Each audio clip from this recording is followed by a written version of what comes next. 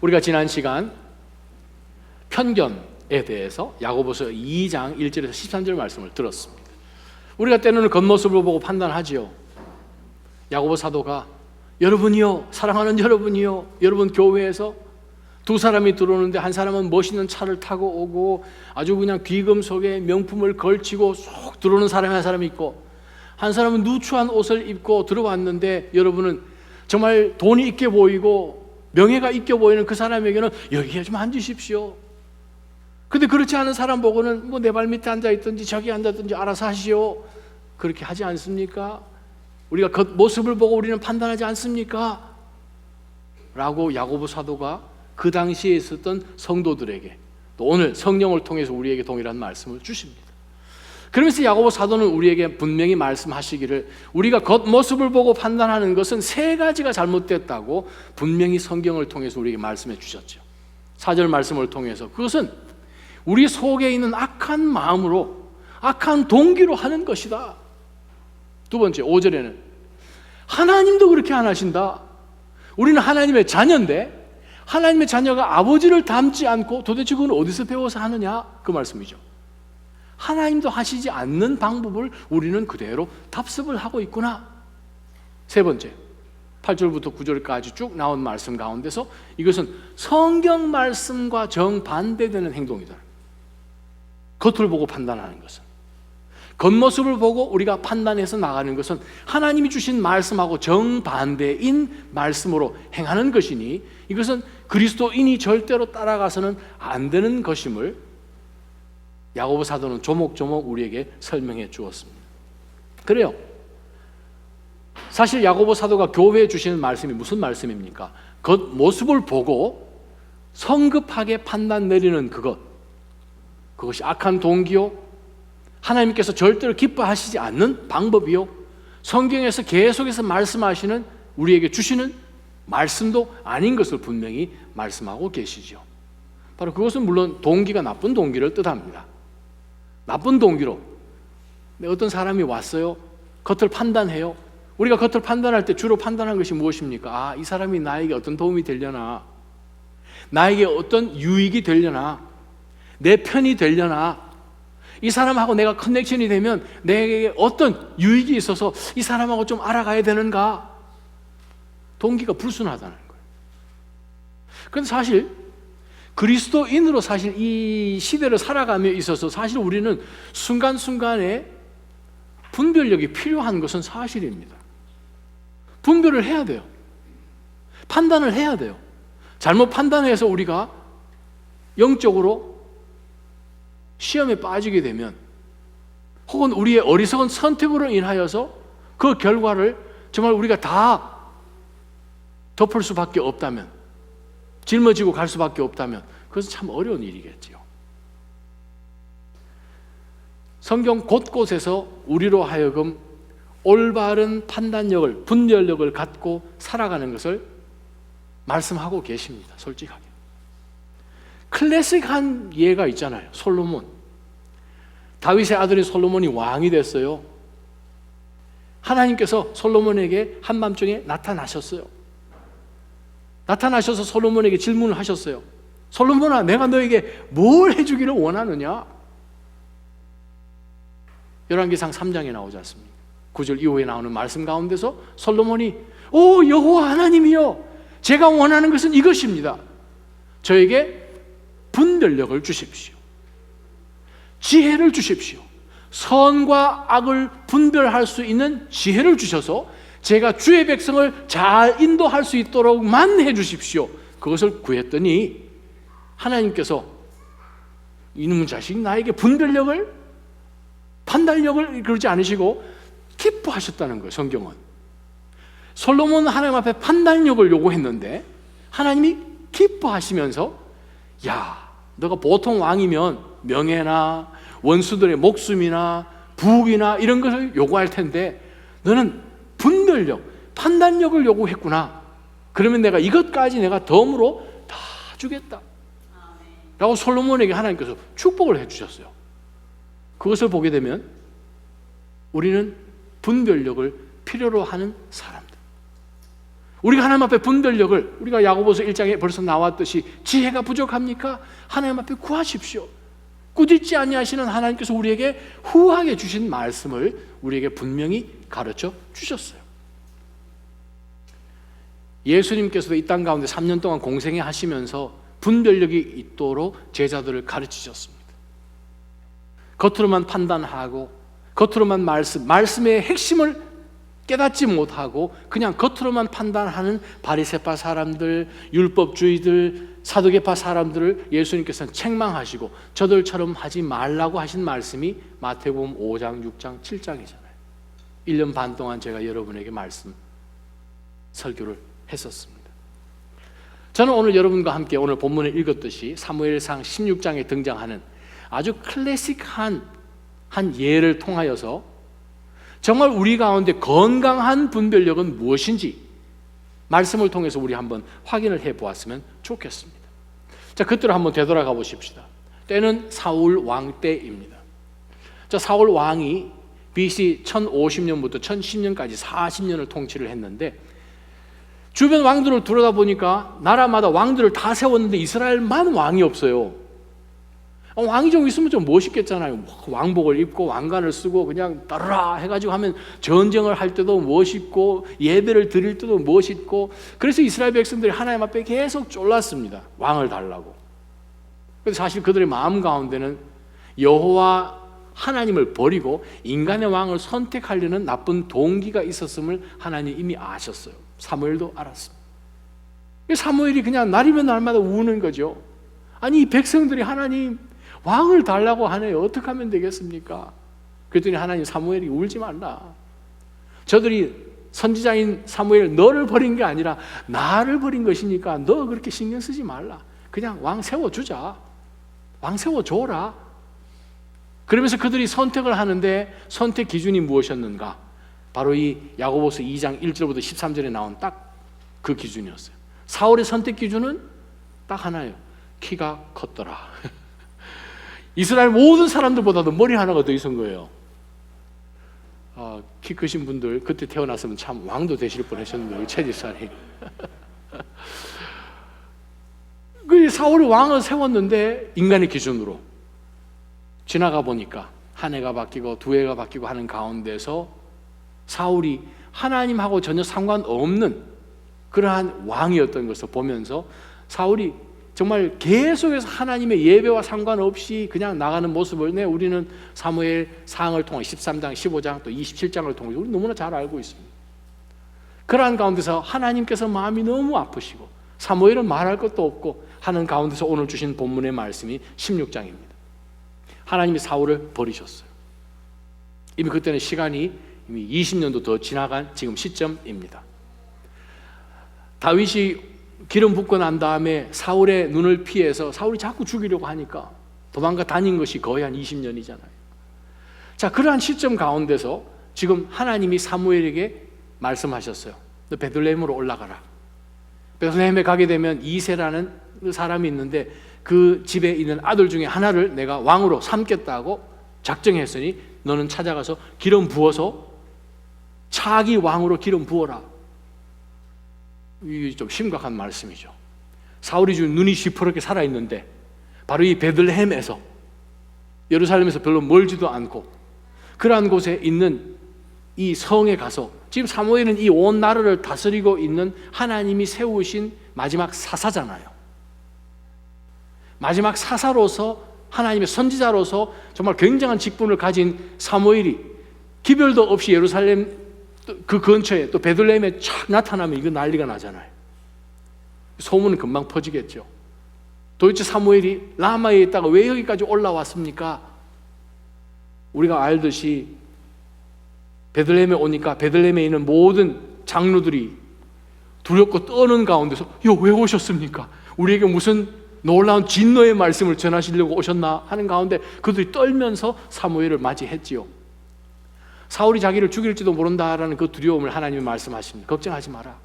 너가 가서 예배 드리러 왔다고 얘기를 하고 이새를 초청해라. 이미 하나님께서는 그 모든 상황들을 만들어 주셨어요.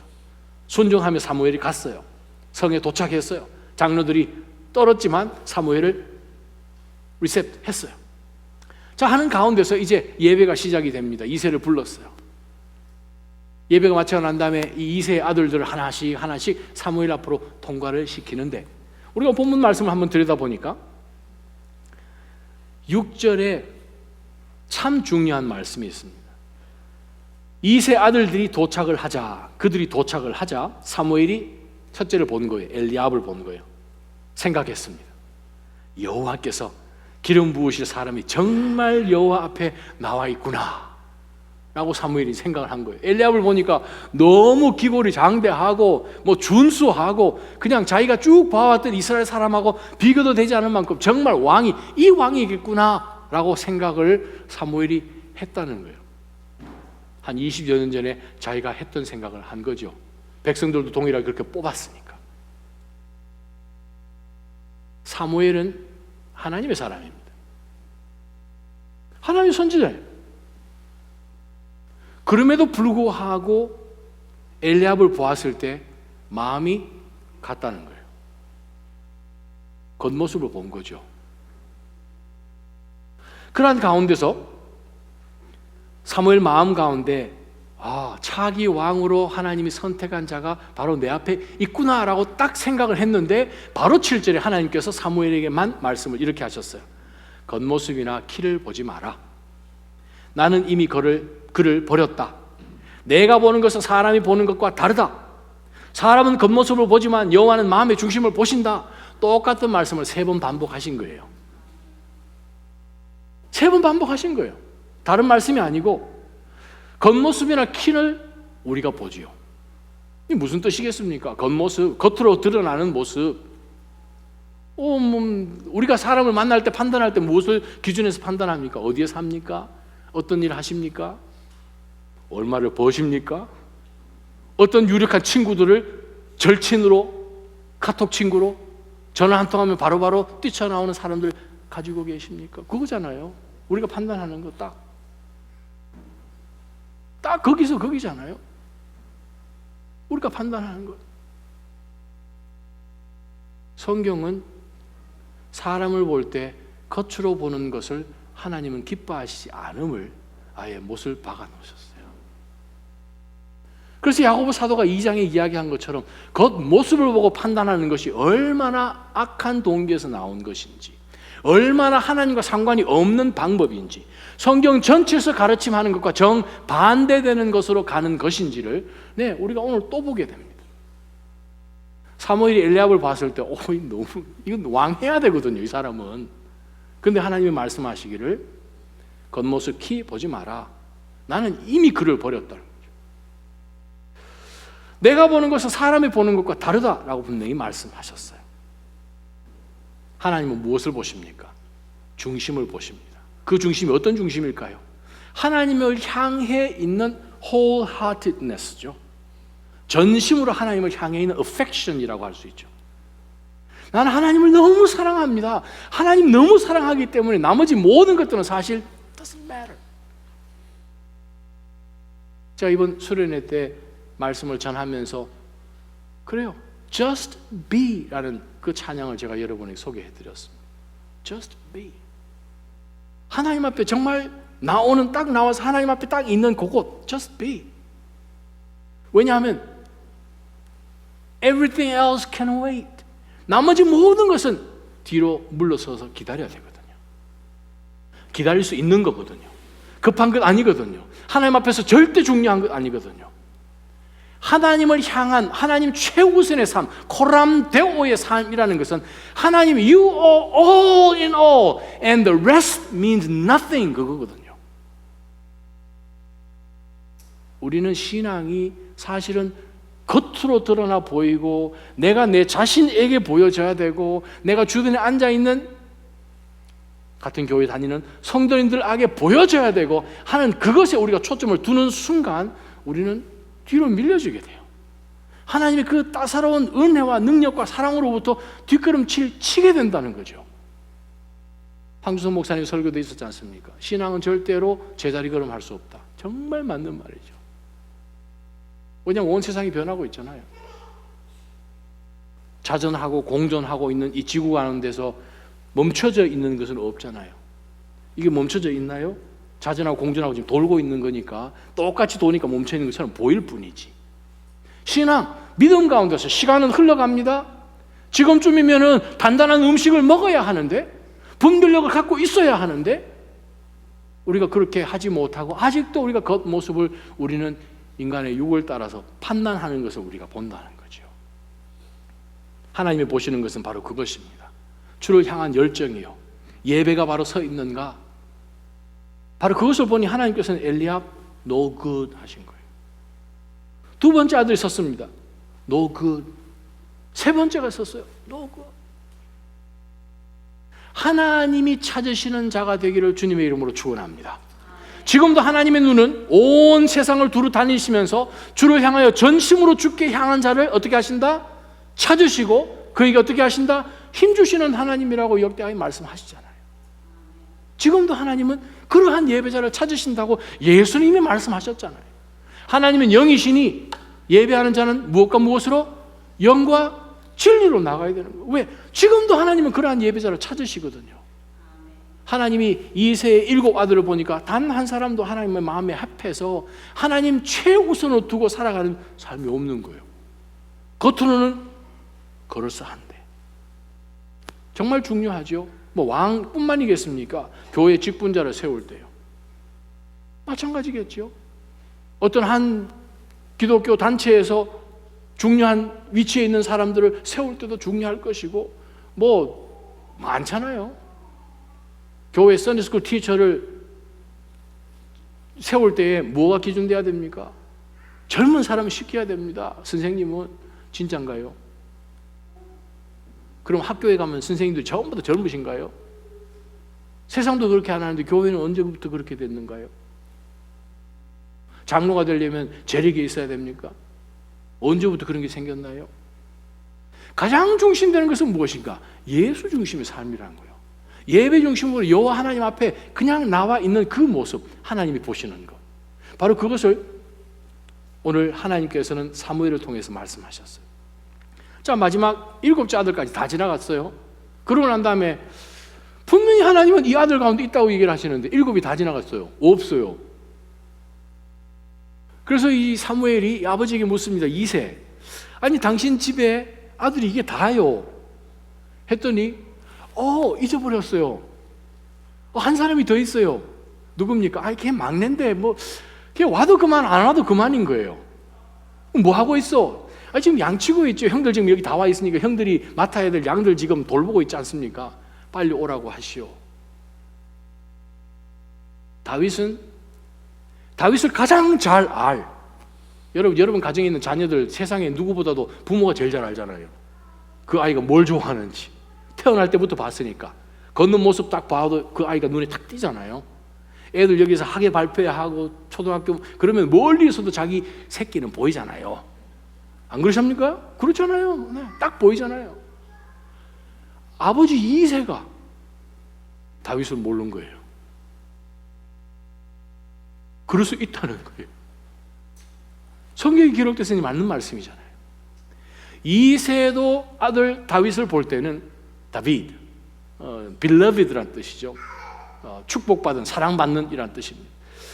그 다윗조차도 뭘 생각했는데 너는 목동이나 하지 양이나 칠 정도 형 뒤치락거리나 하는 막내 이렇게 생각을 아버지도 그렇게 생각했습니다.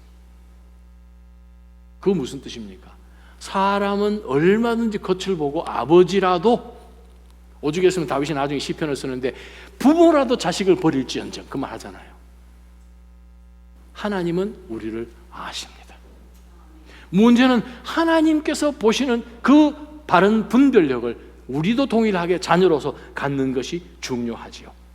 그 아들 데리고 왔더니 12절에 보니까 이새는 사람을 보내 막내 아들을 데려왔습니다. 그는 발그스레한 살결에 눈이 반짝였으며 얼굴이 아름다웠습니다. 자, 여기 보니까 여기도 마치 외모를 설명을 한 것 같은데 이미 하나님께서 다윗을 받으셨고 그 다윗이 왔는데 그 모습이 그냥 이렇다라고 표현한 것입니다. 자, 발그스레하다 에도마니라는 그 말은 사실 히브리 랍비들이나 구약 학자들은 이 살결이 붉으스름한 게 아니고 머리 색깔이 약간 붉다라고 보는 것이 더 정확한 표현일지도 모르겠습니다. 유대인들은 전부 다 까맣죠. 머리가 거의 뭐 100이면 100 까맣죠. 근데 이제 좀 머리 색깔이 좀 연했다는 의미죠. 눈이 굉장히 이뻤다고, 눈이 초롱초롱했다는 거죠.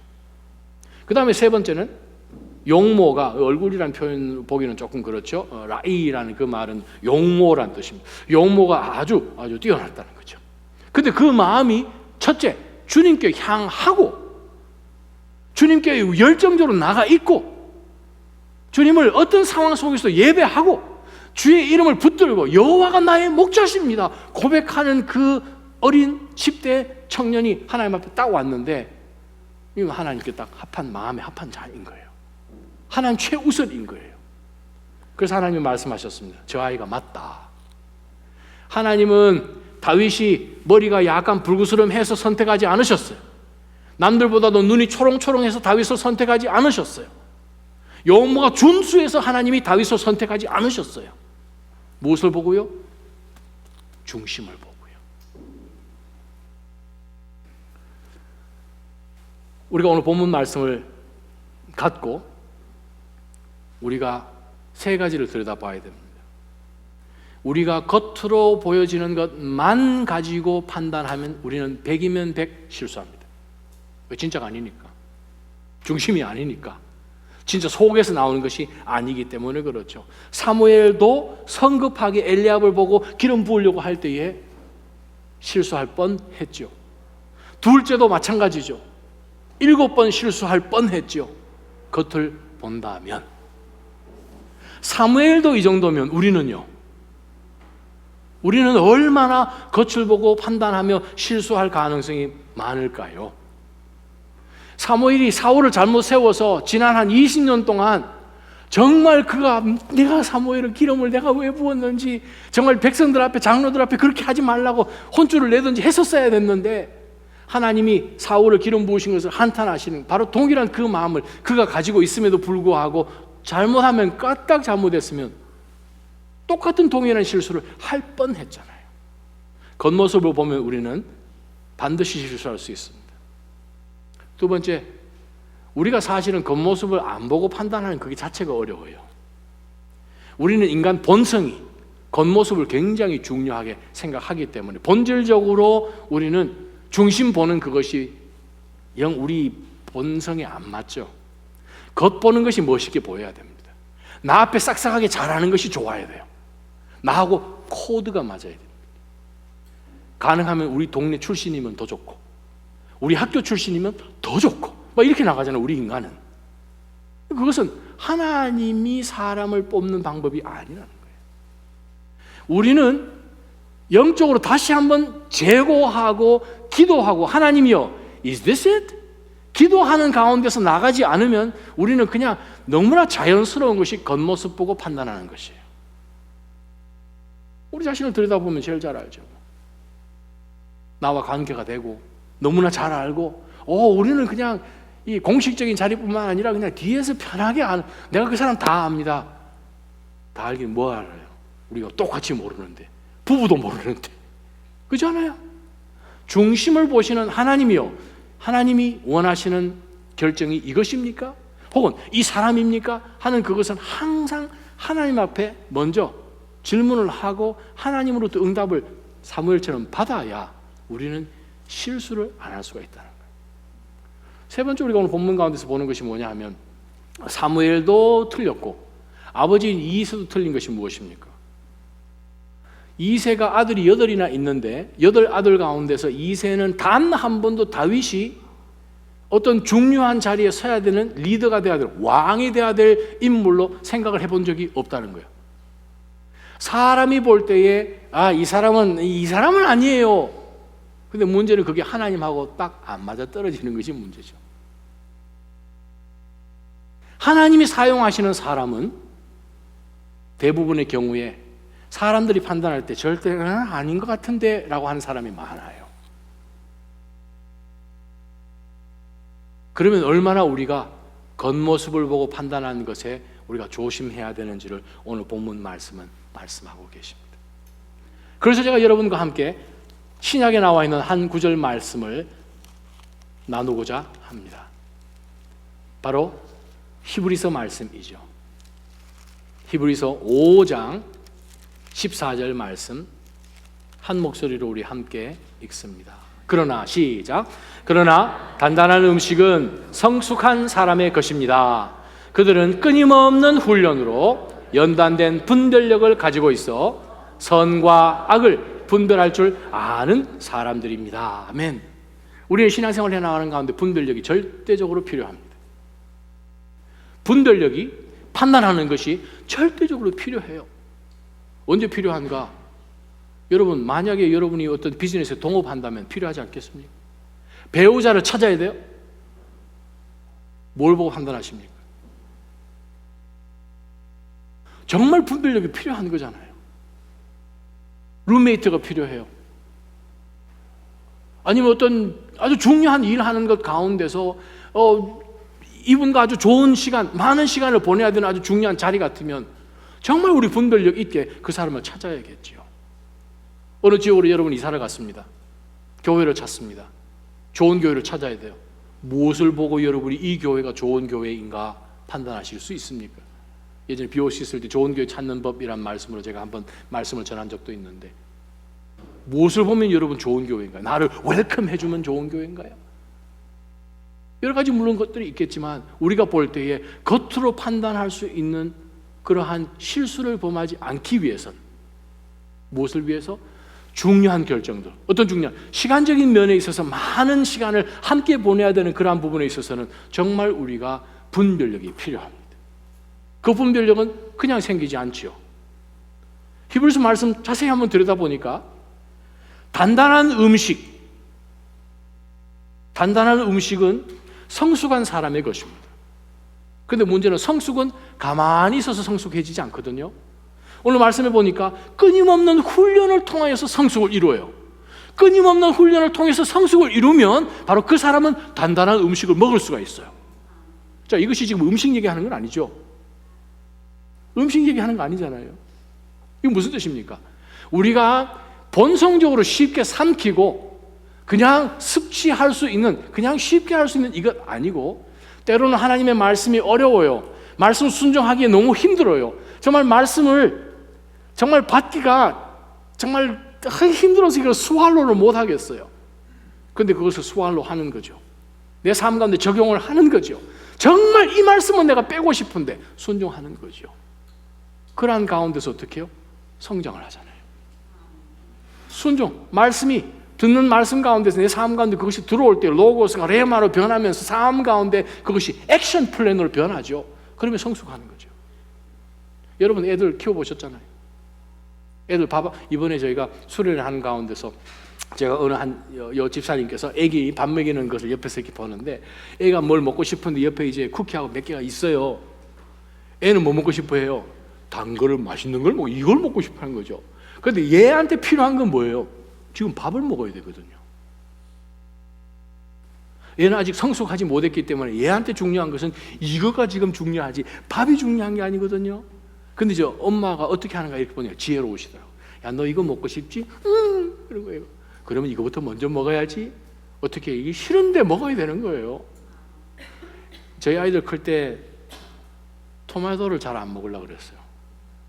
물론 여러 가지, 어떤 애들은 또 브로콜리 막 죽어도 싫어하는 애 있고요. 뭐 이 시금치 싫어하는 애들 여러 가지 있잖아요. 근데 그거 야채, 과일 먹어야 되잖아요. 그럼 우리가 어떻게 키웁니까? 야, 너 튼튼해지고 싶지? 저 형아 봐, 얼마나 튼튼해. 바스켓볼도 잘하잖아. 너 키도 크고 싶지? 키도 크고 싶죠? 그러면 이거 먹어. 그러면 갑자기 애가 이제 갈등이죠. 되고 싶기는 한데 이거는 먹기는 싫고, 분명히 열심히 먹으면 저렇게 돼. 그러면 애가 이걸 먹잖아요. 먹기 싫은 거, 단단한 거 먹잖아요. 그러면 어떻게 해요? 성장하잖아요. 예전에는 절대 입에도 못 댈 것을 될 만큼 단단한 음식을 먹잖아요. 이 영적 성숙은 끊임없는 연습을 통해서만 가능합니다. 경건의 능력은 그냥 주어지지 않습니다. 기도는 훈련이에요.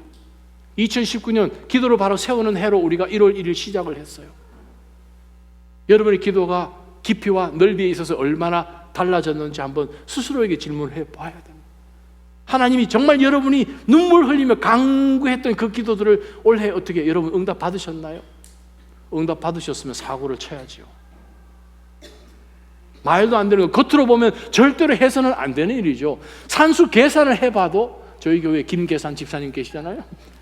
수련회 김계산 계산해보면 안 나오잖아요. 근데 어떻게 하나님께서 말씀하시는 것 기도 응답으로 받으면 그냥 사고 치는 거죠. 왜? 우리 신앙은 눈으로 보고 하는 것이 아니잖아요. 믿음으로 가는 걸음이 될 줄 주님의 이름으로 축원합니다. 그리스도 몸 안에 균열이 있을 때, 교회 안에 어려움이 있을 때 분별이 필요하죠. 갈라디아서 6장 1절 말씀을 제가 여러분에게 읽어드립니다. 갈라디아서 6장 1절 말씀,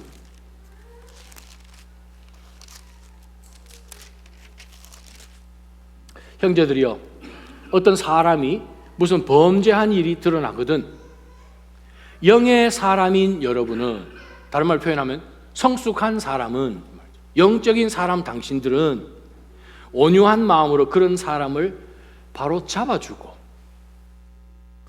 자기를 살펴서 자기도 유혹에 빠지지 않도록 하십시오 라고 말씀하십니다.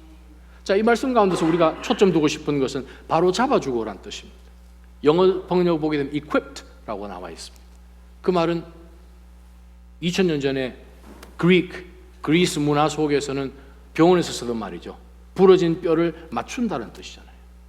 부러진 뼈를 맞추어서 그 사람이 이제 회복될 수 있도록 하는 거죠. 뱃사람들이 그물 같은 거 찢어졌을 때 그물을 멘딩한다는 단어로 이 단어가 쓰입니다. 배가 수개월 동안 항해하러 나갈 때 물이며 음식 같은 것을 배에 채워줘서 서플라이 해준다는 단어가 이 단어입니다. 그 딱 세 가지 용례로 이 단어가 쓰였어요. 그럼 어떻게 해요? 저와 여러분이 교회 가운데서 어려움이 있어요, 분열이 있어요. 그러한 가운데서 영의 사람들이 해야 되는 일이 무엇입니까? 돌아보고 잘못 생각하고 세상적인 가치관을 가지고 있는 사람들에게 하나님의 말씀대로 바로 설 수 있도록 권면하는 거죠. 권면을 해도 계속 안 받으면 뭐 더 기도해야 되는 것이고 시간이 흘러가겠죠. 세 번째요, 교회 리더를 세울 때 분별력이 안 필요하겠습니까? 세상에서 대통령 한 사람 뽑아도 그건 굉장히 중요하잖아요. 한국에 지금 우리 대한민국 조국이 지금 되게 시끄러운데 한 사람 때문에 교회 리더십을 세우는 게 있어서 정말 중요하기 때문에 정말 성경 곳곳에 바울 사도가 교회 리더 세우는 이야기에 대해서 이야기하고 있습니다. 디모데전서 5장 22절에 리더를 급하게 안수해서 세우지 말라라고 분명히 얘기합니다. 급하게 세우지 말라. 급하게 안수해서 세우지 말라. 디모데전서 3장 10절에는 이러한 기본적인 여건을 갖춘 사람이 있다면 먼저 시험해보고, 3장 10절, 이런 사람들은 먼저 시험해보고 그 후에 책망할 것이 없으면 집사의 직분을 맡게 하여라. 우리가 보통 그런 말 쓰죠. Heaven helps those who help themselves. 하나님은 스스로 돕는 자를 돕는다. 이 잠언 몇 장에 나온 말씀이죠?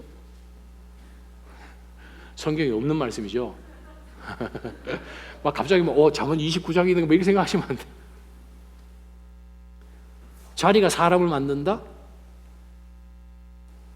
우리 그런 얘기 많이 해요. 성경하고 정반대되는 이야기지만 정말 우리가 교회의 리더를 세움에 있어서 정말 절대적으로 말씀의 기준에 해서 세우는 것이 참 중요하고 또 그러한 사람들 세우기 위해서 분별력이 필요하죠. 마지막 네 번째는 교회이기 때문에 교회에서 혹은 소그룹 가운데서 하나님의 말씀과 전혀 상관이 없는 성경책과 전혀 대치되는 이단적인 요소들을 가르치는 것이 있다면 정말 분별을 잘 해야 되는 거죠. 디모데전서 6장 3절에서 5절 말씀입니다. 누구든지 다른 교리를 가르치고 우리 주 예수 그리스도의 건전한 말씀과 경건에 부합한 교훈을 따르지 않으면 그는 교만해져서 아무것도 이해하지 못하고 오히려 쓸데없는 논쟁과 말싸움만 좋아하게 된다.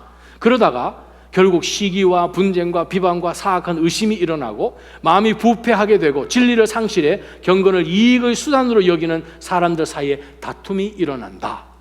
모든 교회 가운데 가능한 일이죠. 요한 1서 4장 1절입니다. 사랑하는 여러분, 영이라고 다 믿지 말고 그 영들이 하나님으로부터 나온 것인지 시험해 보십시오. 거짓 예언자가 세상에 많이 나타났기 때문입니다. 그렇죠. 교회가 영적으로 잘 나가기 위해서 영적으로 분별력이 만약에 없다면, 겉으로만 본다면, 성령께서 개입해 주셔서 깨닫게 하지 않으신다면, 네, 우리는 어느 순간에 흘러갈 수 있습니다. 예수님께서 이 땅 가운데 오셔서 마태복음 5장, 6장, 7장에 산상수훈의 말씀을 주셨어요. 7장 1절에 심판을 받지 않으려면 심판하지 말라. 즉 판단을 받지 않으려면 너는 절대로 너희들은 판단하지 말라라는 말씀을 하셨어요. 판단, 크리노. 저와 여러분 가운데서 오늘 우리가 방금 보았던 히브리서 5장 14절에 나오는 분별력을 지니고 있어라는 단어가 나오죠. 똑같은 단어입니다. 헬라어로 판단하는 거예요. 그런데 히브리서에 나와 있는 단어는 앞에 접속사가 붙어요. dia라는 말이에요. 이게 through라는 뜻이에요. 분별을 하되 아주 그냥 그 사이사이를 지나다니면서 라는 뜻입니다. 그래요.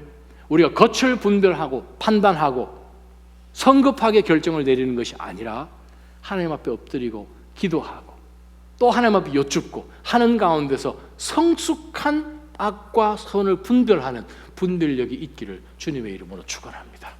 바로 그렇게 살 때 우리는 세상 가운데 세상의 방법으로 행하지 않을 것입니다. 경건은 연습입니다. 열심히 함께 연습하시기를 주님의 이름으로 권면해 드립니다. 기도하겠습니다. 하나님 아버지, 저희가 오늘 구약의 사무엘 선지자가 다윗을 찾아서 그 하나님께서 도대체 어떻게 하여 그가 하나님의 마음에 합한 자인 것을 주님, 저희가 구약 말씀을 통하여서 우리가 알게 되는데, 바로 그를 뽑는 그 과정을 통하여서 저희가 얼마나 겉모습만 보고 내가 아는 것이 전부인 것이라 생각을 하고 하나님 저지르는 실수들이 많음을 저희가 하나님 앞에 고백하오니, 저희로 하여금 단단한 음식을 먹을 수 있을 만큼, 악과 선을 분별할 수 있을 만큼 훈련하여서 분별하여서 연단되어서 하나님을 기쁘시게 섬겨드리는, 또 교회에 유익이 되는 저희가 되게 하여 주옵소서. 예수님의 이름으로 간절히 기도하옵나이다. 아멘.